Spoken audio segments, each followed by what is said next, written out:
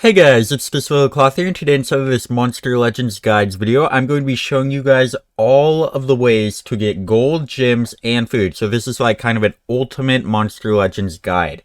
So yeah, let's just go ahead and get started. I'm going to start with gold. So for gold, I'll be talking about the best way to get gold for beginners, the best way for mid-range players, and the best way for like veterans or experts or whatever you want to call it. So yeah, let's start off with newer players. So for newer players, you want to get a bunch of nature habitats, and then you want to fill them all with pannikins. And if you don't know how to get pannikins, you simply just breed the grass common and fire common together, and you'll get a pannikin like 90% of the time. So yeah, definitely do that. You can buy the grass and fire commons from the shop if you didn't know, and they're only like 100 gold. So yeah, definitely worth it. Definitely do that. And then for mid-tier players, you're going to want to start breeding legendaries and replacing all the nature habitats with legendary habitats.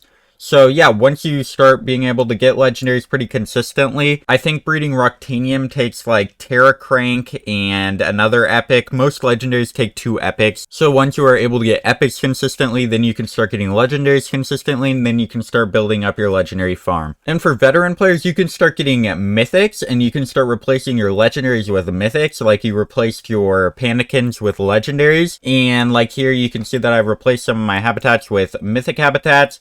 And I'm actually still in the process of this. So yeah, definitely do that. And they give way more gold to legendaries, so it's definitely worth it. Alright, so now let's move on to food. So for food, growing it is kind of a big thing. You do kind of have to grow to get a lot of food, but there are other ways.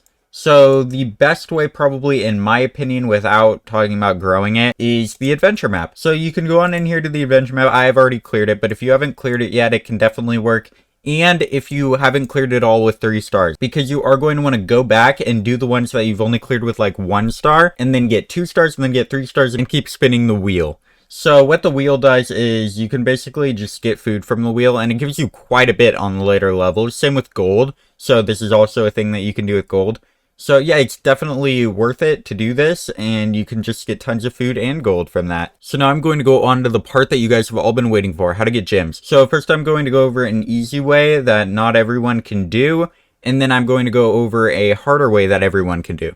So for the easy way, it is monsterwood. So once you complete tasks, you do get gems pretty easily. But it does depend on like where you live, because some regions don't get good tasks, and it depends on what device you're using, because Android devices do get much better tasks than iPhones. So if you're able to get like an emulator like I have here, then you don't have to worry about your device. You can just get an Android device, and if you live in the US, you should be able to get most of the good tasks.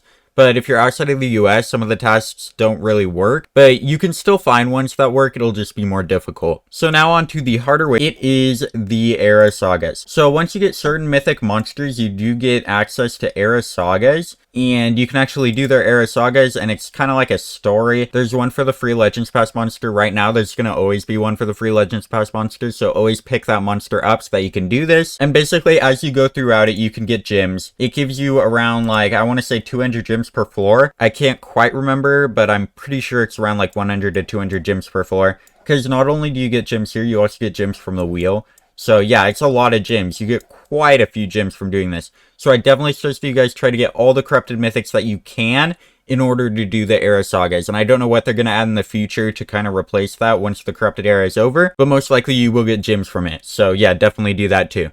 So yeah, those are all the ways to get gems, gold, and food, well, all the best ways in Monster Legends. By the way, for food, I grow these ones. If you just want to know what I grow, what I think is the best. I don't grow Black Lotus root though, because it is far too expensive.